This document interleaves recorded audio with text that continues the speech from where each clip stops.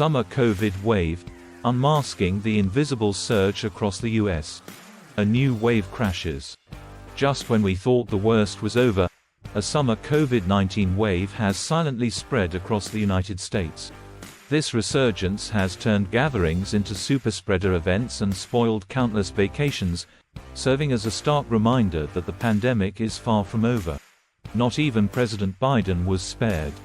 With COVID-19 activity reaching high levels in 26 states, according to recent CDC data, it's clear that the virus is still a formidable presence. Join us as we explore the current wave's impact, the factors behind its spread, and what this means for the future. The silent spread, COVID-19 in wastewater. Tracking the invisible enemy. One of the most telling indicators of COVID-19's resurgence is found not in hospitals, but in our wastewater. According to the latest CDC data, coronavirus activity in wastewater has reached levels considered high or very high in 26 states. This method of tracking, though not widely known, has proven to be a reliable early warning system for public health officials.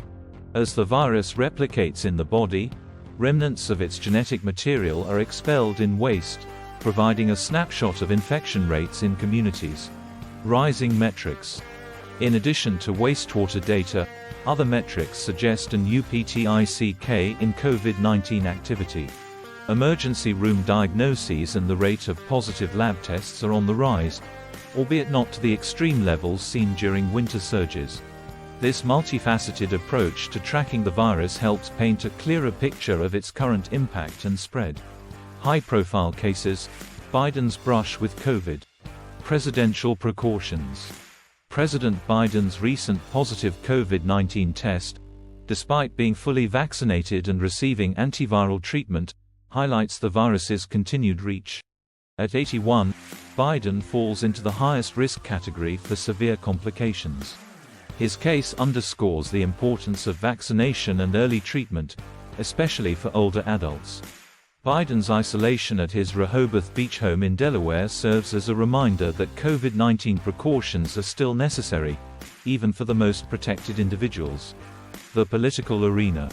The Republican National Convention in Milwaukee, with an estimated attendance of 50,000, presented another high-risk scenario. Maskless attendees in crowded venues underscore the ongoing challenge of balancing normalcy with safety. While some delegates, like Phil Griffin from Virginia, remain unconcerned about COVID-19, the potential for superspreader events remains high. The vulnerable population, navigating risks. Medically vulnerable Americans. For those with compromised immune systems or underlying health conditions, this summer wave is particularly concerning.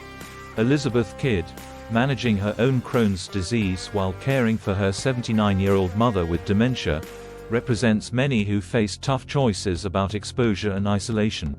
Kidd's story of navigating visits to her mother's assisted living facility amidst an outbreak highlights the personal struggles that continue for many Americans. The impact of isolation.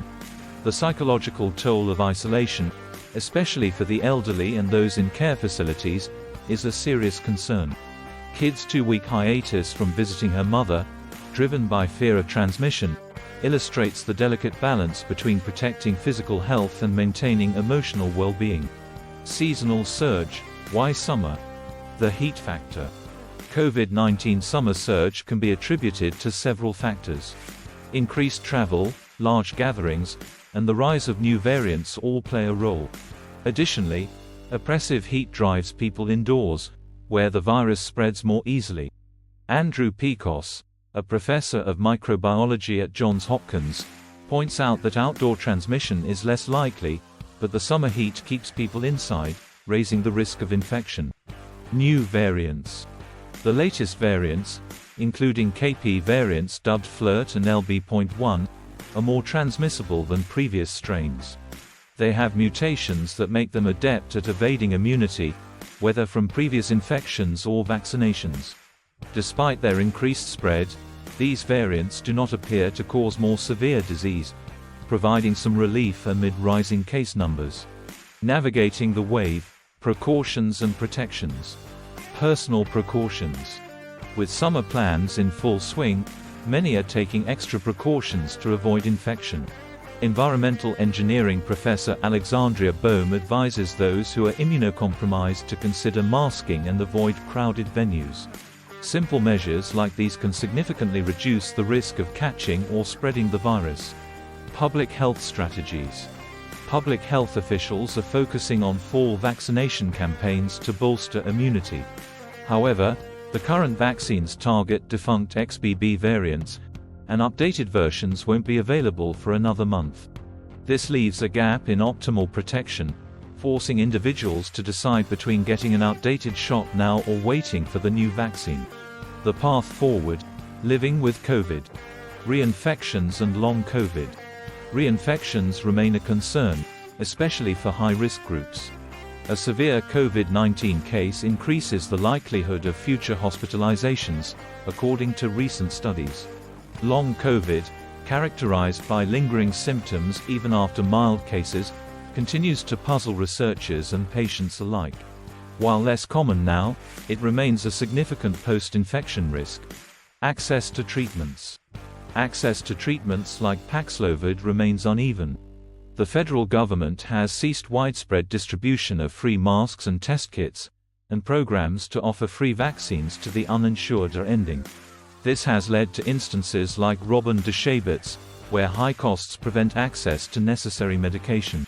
Pfizer's assistance programs offer some relief, but awareness and accessibility remain barriers. Embracing vigilance. As we navigate this summer COVID-19 wave, it's clear that the virus is here to stay. Continuous vigilance, vaccination, and adaptive strategies are essential in managing its impact. By staying informed and taking personal precautions, we can mitigate the risks and protect our communities. If you found this article helpful, please share it, subscribe to our blog, and leave a comment below.